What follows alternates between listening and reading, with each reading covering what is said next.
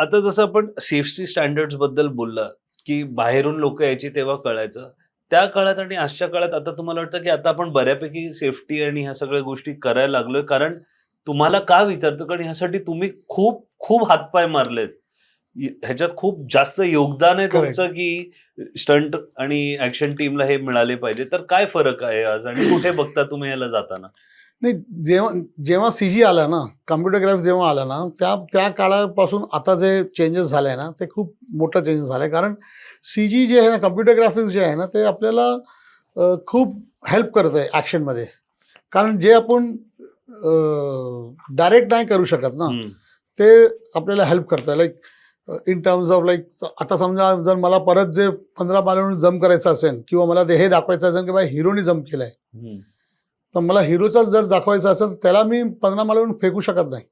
पण त्याला मी वायर घालू शकतो. हं. त्या वायरने तो जंप करू शकतो आणि तो मी त्याचा हाय स्पीड शॉट घेऊ शकतो किंवा त्याला multiple times me up down करू शकतो. कारण ते सगळं मशीन झालंय ना. मशीन. वायर मी त्याला हार्नेस घालून वायर सेफ्टी दिलं आहे.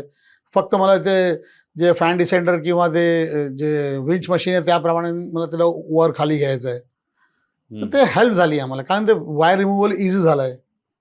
करेक्ट. सीजीमध्ये CGमध्ये ते आपण करू शकता. लाईक मल्टिपल टाइम्स जर मला काच फोडायची असेल तर काच पहिला डुप्लिकेट वगैरे फोडायचं असेल. आता जर मला हवा आहे की बाई हिरो करतोय, मग मी एक जग घेऊ शकतो. नंतर ते आपण क्रिएट करू शकतो CGमध्ये. समजलं ना? पण जर असा असावा म्हणजे लाईक धुरंधरमध्ये आम्ही काहीही CG केलं नाही. ते सगळं रिअल आहे. सगळं रिअल केलेलं जे आहे. फुटतं. सगळं ते फोडणं ओढणं सगळं रिअल केलेलं आहे. कारण आजच्या दौराला ती आपण बनवू शकतो. लाईक फेक ग्लासेस बनवू शकतो. साखरेच्या हां. पाण्याचं असतं हां, म्हणजे साखरेचं पाणीचं बोलतात, पण ते साखरेचं एक केमिकल असतं. अच्छा. पण ते हार्मलेस केमिकल आहे. करेक्ट. तर त्यातून आपण करू शकतो. तर जसं जसं काळ घडला ना, त्याप्रमाणे आपल्याला ते कळवलं की हा नाही हा यूज करायचा, हे सेफ्टी आहे, हे अनसेफ्टी. आजच्या काळाला ना आपले सगळे ॲक्शन डायरेक्टर जे आहेत बॉलिवूडचे, त्यांच्या सगळ्यांकडे लाईक सेफ्टी इक्विपमेंट्स आहे. अरे वाह!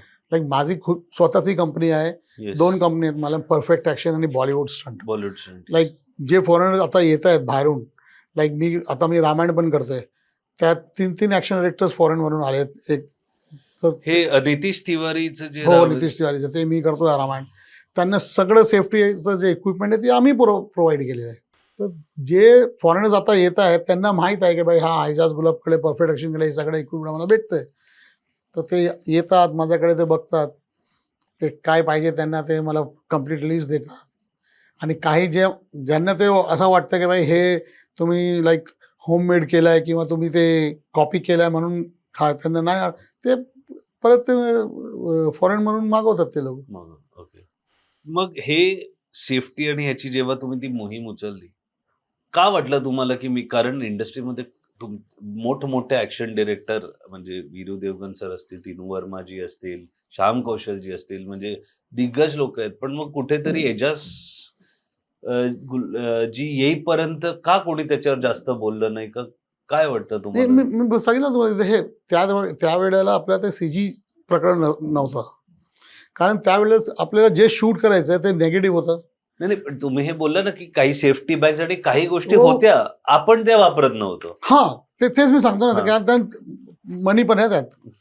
लाईक एअरबॅगची किंमत होती ₹25,000 पर डे आणि बॉक्सेस आणि गलेले आम्हाला ते 5,000 Per day. मध्ये खर्च होता. मग 20,000चा एक्स्ट्रा खर्च कसा काय करणार प्रोड्युसर? चला आता प्रोड्युसर्स थोडे चांगले झालेत म्हणून हे सगळं होतंय. नाही, प्रोड्युसर्स तर पहिले पण चांगलेच होते. पण काय आहे की एक ईच अँड एव्हरी फिल्मचं एक जे बजेट असतं ना, असतं.